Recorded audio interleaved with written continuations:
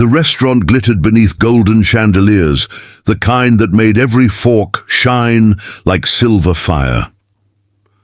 The Golden Table, New York's most exclusive dining spot, wasn't a place for ordinary people.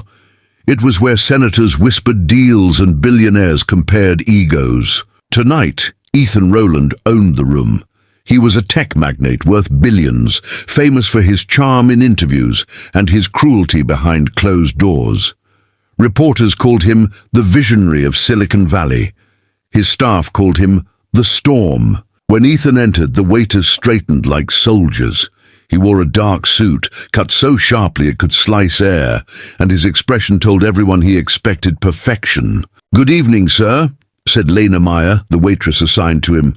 At 26, she carried herself with quiet grace, despite juggling 2 jobs to pay her student loans.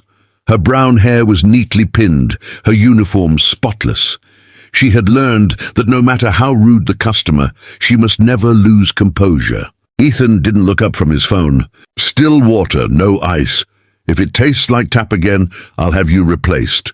"Of course, sir," Lena replied softly. As she walked away, Ethan leaned toward his dinner guest, Klaus Reinhardt, a German investor, and muttered in fluent German with a smirk, "Armes Mädchen. Wahrscheinlich glaubt sie, Kellnerin zu sein sei ein Traumjob. Poor girl. Probably thinks being a waitress is a dream job." Klaus shifted uncomfortably. "Ethan, vielleicht solltest du, maybe you should." But Ethan waved him off. "She doesn't understand a word of German." When Lena returned with the water, he kept going. Every comment dripped with arrogance. "Sieh dir ihre Hände an, rau vom billigen Spülmittel. Look at her hands, rough from cheap dish soap. Manche Menschen sind geboren, zu dienen. Some people are born to serve." Klaus winced, but Ethan only grinned. Then Lena accidentally placed a napkin slightly crooked. Ethan rolled his eyes and muttered in English, "Can't even fold a napkin right. Why do they hire people like this?" Lena's face stayed calm, though her stomach tightened.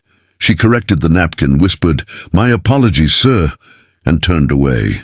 Behind her composed smile, her mind burned. Because Ethan was wrong, she understood every word. 2 years earlier, Lena had studied linguistics in Berlin. German was her second language, and hearing it used like a weapon felt like an old friend turned traitor. But she wouldn't stoop to anger.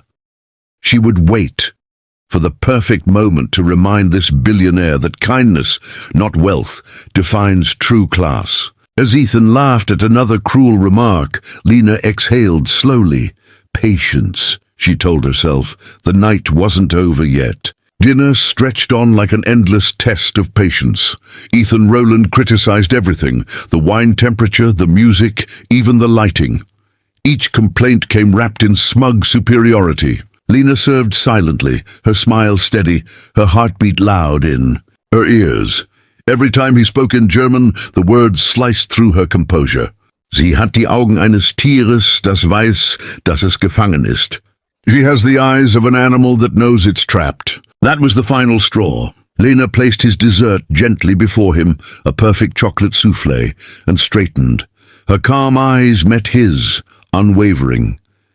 Then, in flawless German, she said softly but clearly, "Wissen Sie, Herr Rowland, Tiere beißen manchmal zurück, wenn man sie zu sehr reizt." "You know, Mr. Rowland, sometimes animals bite back when you push them too far." The silver spoon slipped from Ethan's hand. His jaw tightened, and for the first time all night, the arrogant billionaire had no words. His guest, Klaus Reinhardt, blinked in shock, then burst into laughter, genuine, uncontrollable laughter that filled the silent restaurant. "Oh, Ethan," he said, still chuckling, "I warned you. Never assume ignorance is weakness." All eyes turned toward their table. The pianist stopped mid-song. A few customers even whispered. Lena's voice didn't shake. "I understood every word you said about me. From the moment you walked in, every insult, every joke.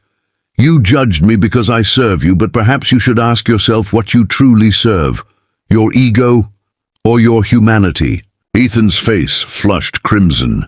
You're fired," he snapped. Before Lena could respond, the restaurant manager, Mr. Langford, appeared from across the room, his expression tight with fury. He had heard enough. "Mr. Rowland," Langford said coldly, "Miss Meyer will not be fired. In fact, she's one of our best employees, but you will finish your meal elsewhere." Ethan's voice rose. "Do you have any idea who I am?" "Yes," Langford replied evenly, "and tonight everyone here saw exactly who you are." The billionaire's lips pressed into a thin line. He threw a few $100 bills onto the table, grabbed his coat, and stormed out, his arrogance trailing behind him like smoke. Klaus stayed a moment longer.